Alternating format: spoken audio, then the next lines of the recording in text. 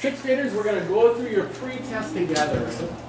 We're going to grade this, and we're going to talk about every question so that you know how to answer the questions on the test tomorrow. And I encourage you to look back at this video and go through with your pre-test and study for the test using this video and your pre-test. Okay? Because we're going to work out all these questions. This will be a really good review for you. Let's start with number one. What is number one about? What do you have to remember in order to do number one, Ethan? Yeah, it's called the order of operations. So the question is 7 squared minus 3 squared times 2 squared. Do you recognize this question?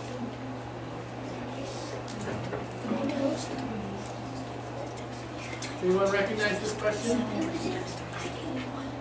Brett? It was in one of our assignments. It was in your assignment yesterday, yeah.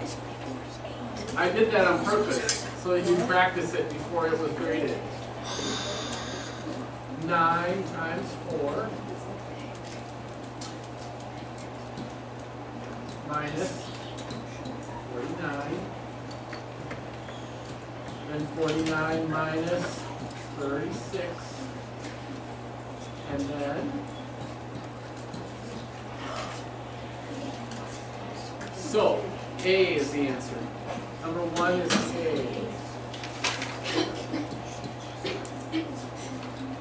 Okay? Number two. What is the best estimate of the quotient? 12,074 divided by 389. Since we're estimating, we have to use what concept in division? What concept are we using when we're estimating division?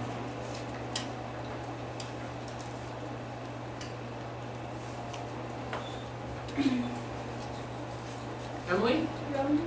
Rounding, yes, but rounding specifically in order to divide. So we're rounding in a special way. Not following the traditional rounding rules, but we're trying to find numbers that are, what's the word? Not close. Compatible. Compatible numbers. Numbers that fit together without a, what? Lindsay? Oh, without a remainder. So, 12 and 3, are those compatible? Yes. But let's look at the number behind the 3. Is this closer to 300 or 400? 400. Is 400 compatible with 12? So then what should we use? Should we use 300 or 400? 400. 400 divided by, 12,000 divided by 400. How many times does 4 go into 12? Ariana?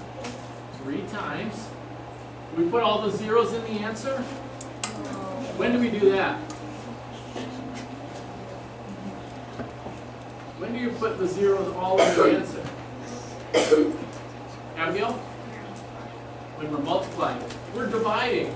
So that means we do the opposite of that. Instead of putting them all in the answer, what are you going to do? Cross them out, right. We can cross out 2 from each. You have to cross out the same number in both numbers. What do we do with the one that's left? Put it in the answer. So the answer is 30. About 30. A.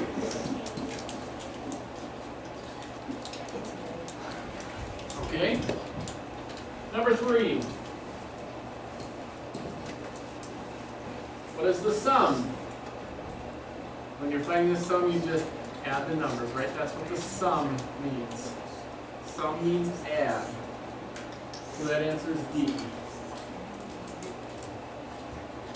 Number 4. What is 751,802,109 written in word form? I just read it to you. Yeah. Roy? B. B is correct. Yep. More is B. Remember, you read the digits in each section, and you say the place of the last digit in each section. So 751 million, and so on. What property is shown in number 5? What does the distributive property do? Let's start with A. Is it A?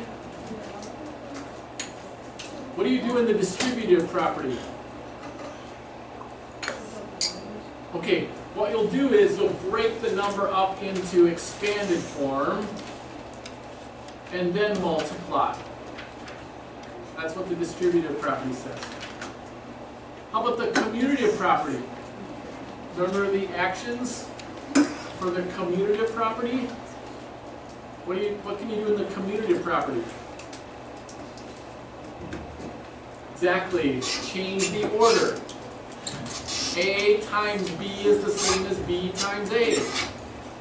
The hand times the pen is the same as the pen times the hand.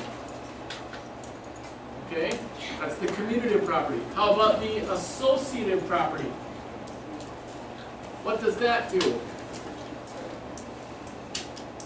What rule is that? Cal? Moving to parentheses.